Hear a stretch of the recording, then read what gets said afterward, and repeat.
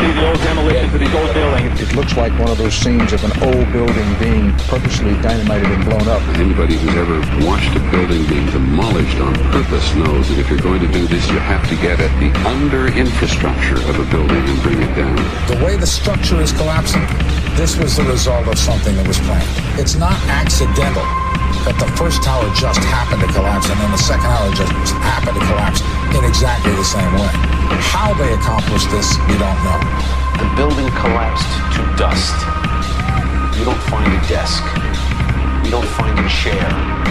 You don't find a telephone, a computer. The biggest piece of a telephone I found was half of the keypad, and it was about this big. What happened to the concrete was pulverized from river to river. There was dust powder 2-3 inches thick. The concrete was just pulverized. Reminiscent of those pictures we've all seen too much on television before, when a building was deliberately destroyed by well-placed dynamite to knock it down. If it had detonated, Detonated. to take down a building. Boom, boom, boom, boom, boom. I heard a second explosion. There was a heavy-duty explosion. Then there's secondary explosions and then subsequent collapses. An explosion blew and it knocked everybody over. To me, it sounded like an explosion. It sounded like gunfire. Bang, bang, bang, bang, bang. And then all of a sudden, 3 big explosions. We heard a big explosion coming down. And then the entire top of the building just blew up. We saw some kind of explosion. By the force of the explosions. Big explosion. Blew us back up to the 8th floor. Then we get to the lobby with this big explosion. The lobby for Brazil, a bomb had exploded there. A huge explosion now, raining debris. It's been a huge explosion. Huge explosion that we all heard and felt. We just witnessed some kind of follow-up explosion. We heard a very loud blast, an explosion. A secondary explosion at Tower 110. That is another bomb going off. He thinks that there were actually devices that were planted in the building. Planted in the building.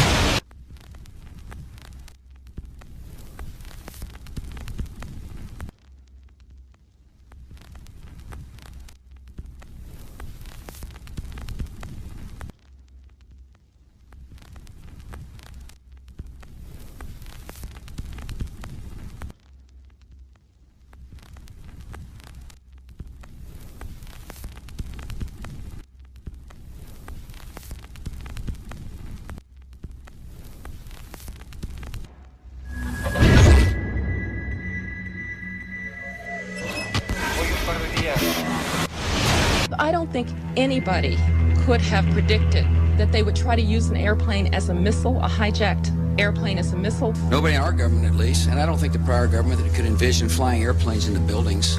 No specific threat involving really a domestic operation or involving what happened, obviously, the city's airliner and so forth. There were no warning signs that I'm aware of. USA Today reports that in the 2 years before the attacks on September the 11th, NORAD conducted exercises using hijacked airliners as weapons.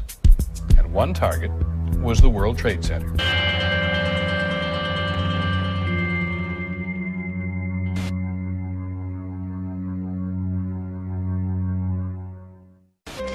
In confidential documents from the Philippines obtained by CNN, the plan was clear. He will board any American commercial aircraft, control its cockpit, and dive it at the CIA headquarters. Other buildings targeted the Pentagon and the World Trade Center. Security and counterterrorism was blinking red, in the words of George Tenet, that the warnings of an imminent attack were so severe that something dramatic should have been done. It was unparalleled. Instead, our president went on a month-long vacation.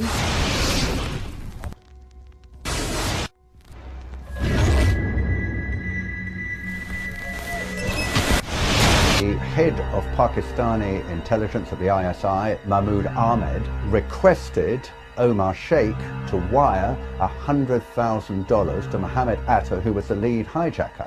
Hijacker Mohammed Atta received wire transfers via Pakistan. The man sending the money to Atta is believed to be Ahmed Umar Saeed Sheikh. Omar Sheikh admitted he was supported by the Pakistan government's intelligence service, the ISI.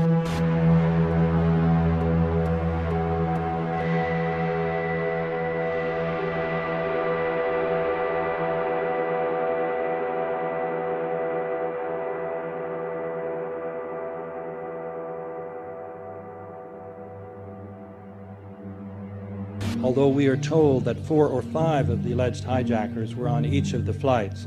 If so, their names should have been on the flight manifests.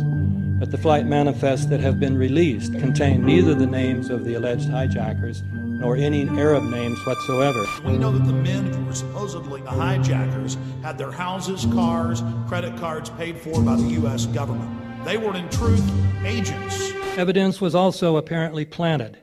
The passport of one of the hijackers on Flight 11 was allegedly found in the rubble. Goes through the fireball, through the side of the plane, and comes down to the ground unscathed. But something happened. For 6 months, they reported they had this passport. Boy, we've got it. We've got the proof. And then the guy stood up and was alive. Several of these 19 men are still alive.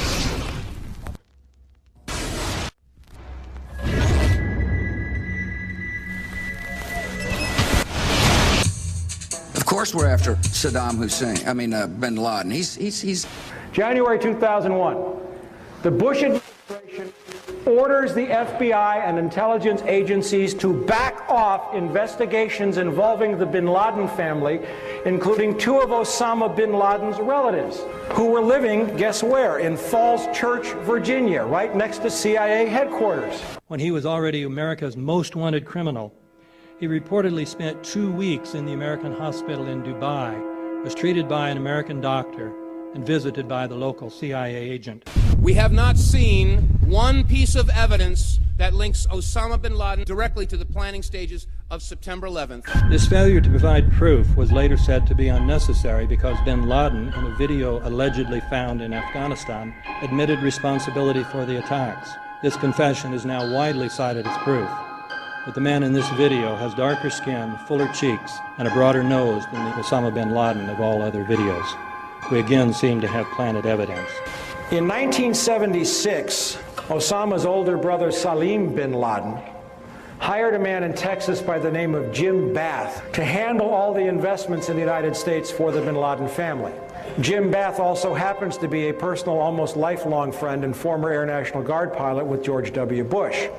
The connections between the Bushes and the bin Ladens become much more clear when George Herbert Walker Bush made trips to Saudi Arabia in 1998 and 2000 to meet with the bin Laden family on behalf of a company called the Carlyle Group.